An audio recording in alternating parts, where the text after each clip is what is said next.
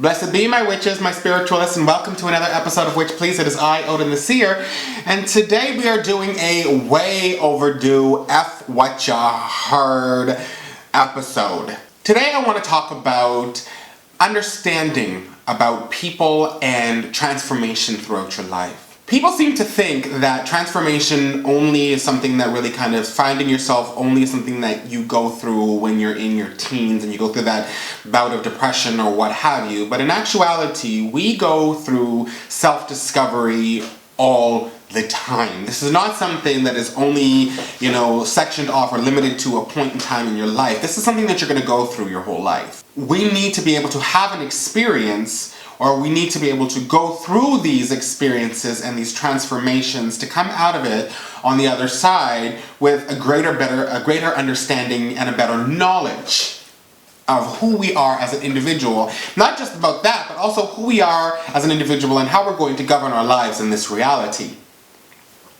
I had somebody contact me who was going through a little bit of a difficult time for what they perceived was a problem with their partner. Their partner was suffering from depression, and they felt this was limiting their time together and it was causing conflict in their relationship.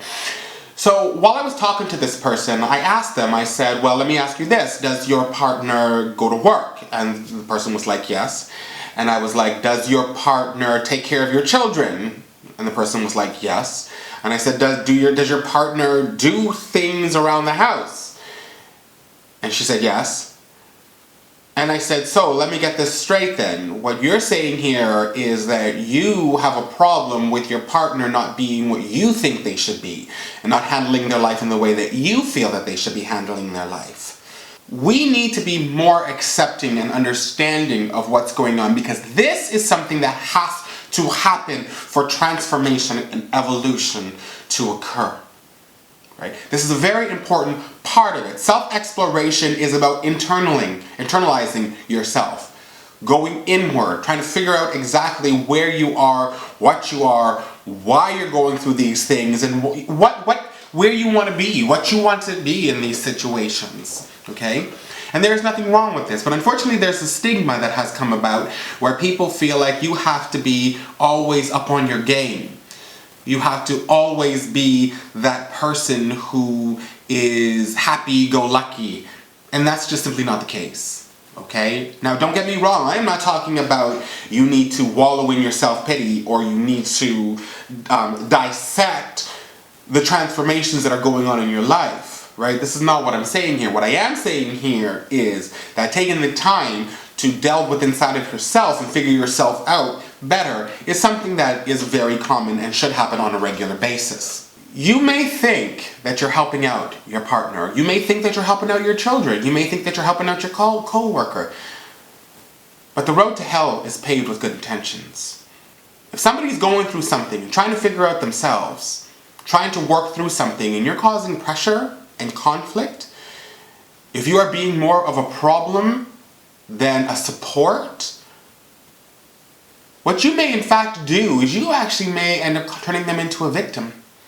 It is very important for you to take this seriously.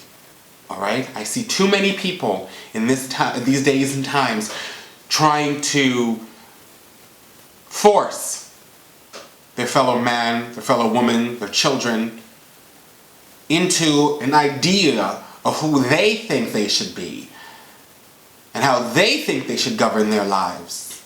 And really, would you want anybody telling you how you can and cannot live your life?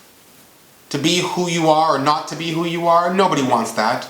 If you want people to be supportive of you in your transformation, that should go through whatever it may be, whatever that transformation is.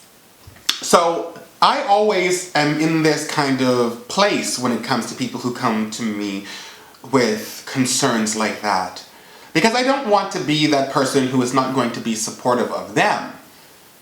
But I also want them to understand that they may not be taking a look at the full picture here. There's an episode of The Simpsons where Lisa is going through a depression, and Marge is telling Lisa that she needs to just push it down, and put on a fake smile. And then Marge comes to her senses and realizes that that is not the way to help Lisa. And she gets Lisa back in the car and she says, you feel the way you want to feel. And when you're done, right, you're done. And I will smile enough for both of us. That is what it's supposed to be like. That is how we should be governing our lives. Okay? When we sit here and think that it is perfectly fine to cause problems in someone else's life. Now, let me give you an example of my spouse. My spouse is transgendered, and my spouse's grandmother had a very difficult time when it comes to the whole transformation. And she would force and push. And yes, no one denies the fact that she had all the best of intention. But the reality was, my partner, my spouse, was going through a very difficult time, an exploration that a lot of people don't necessarily go through.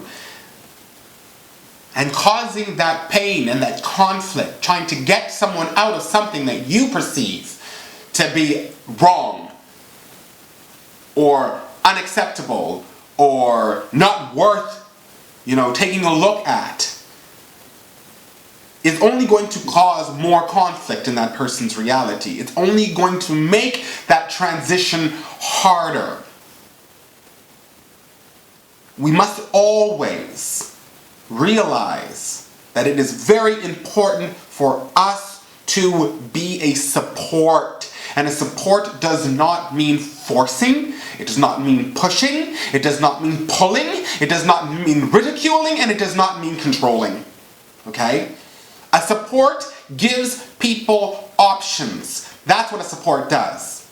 When my son goes through those years of self-discovery, I'm not going to be like, get up, clean yourself, do this and do that. That's not what I'm going to do. What I'm going to do as a parent is I am going to be like, hey, I'm going fishing. Would you like to come? And I'll never make my son feel like as if it is an obligation. It is not an obligation. You want to stay home, play your video games and your blue funk, you go right ahead and you do that, boo-boo. You do you. Until you are ready to see the light of day again.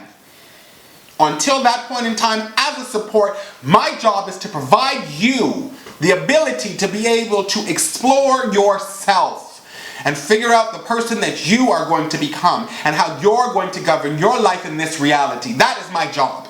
Now, don't get me wrong.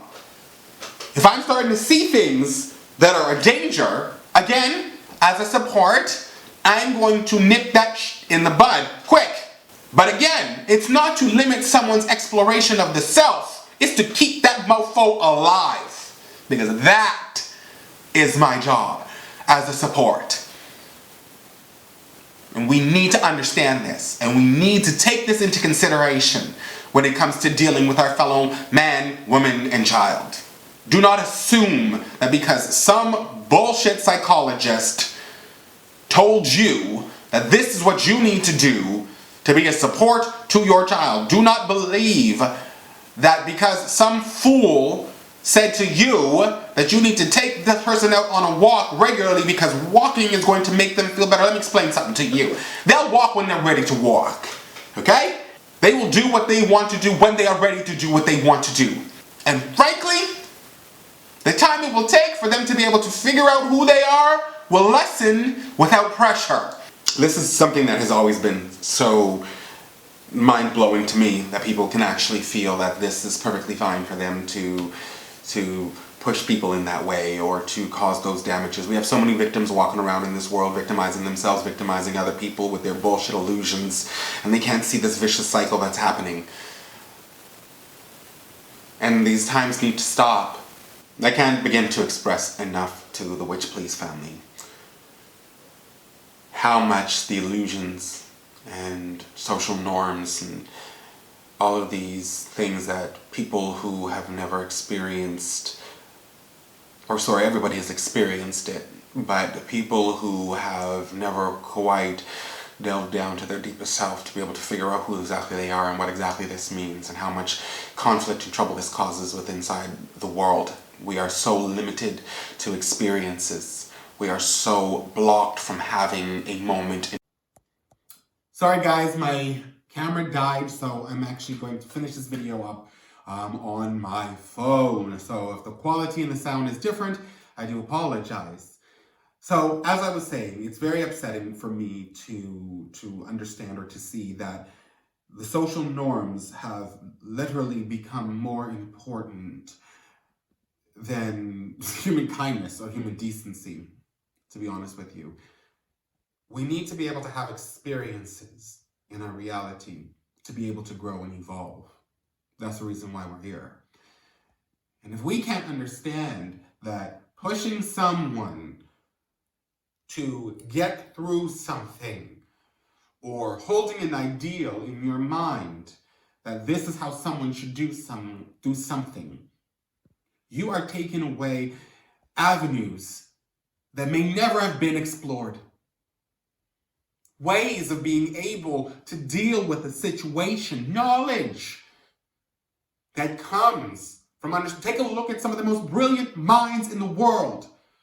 How did they get there? They got there through not taking the well-worn path. There are people who are smart, and then there is brilliance.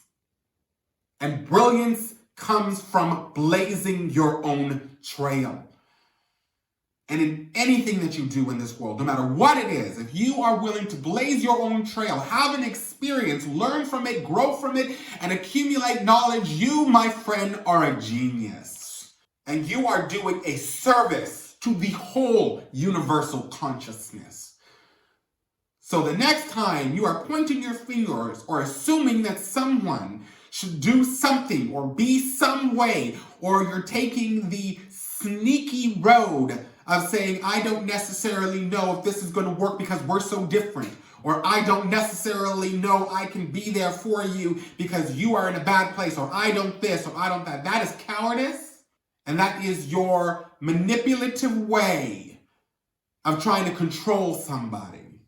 Check yourself and understand that when the smoke clears, that person may come out a better person than you ever could have imagined. And that is our episode for today. If you have not subscribed, you know you need to press subscribe. Join the Witch Please family and do not miss out on a thing. You can follow us on Twitter, Tumblr, Instagram, as well as Facebook. You can always send me a personal email at witchpleaseofficial@gmail.com, or you can leave a comment below. If you have not pressed that bell icon, you know you need to press that bell icon so you're notified when a new video comes up, because you don't want to miss a thing. I said it before, my witches, my spiritualists, and I will say it again. It is a pleasure to have you in my world. It is an honor to have you in my magic. And you are always in my heart. I will see you again in another episode of Witch Please.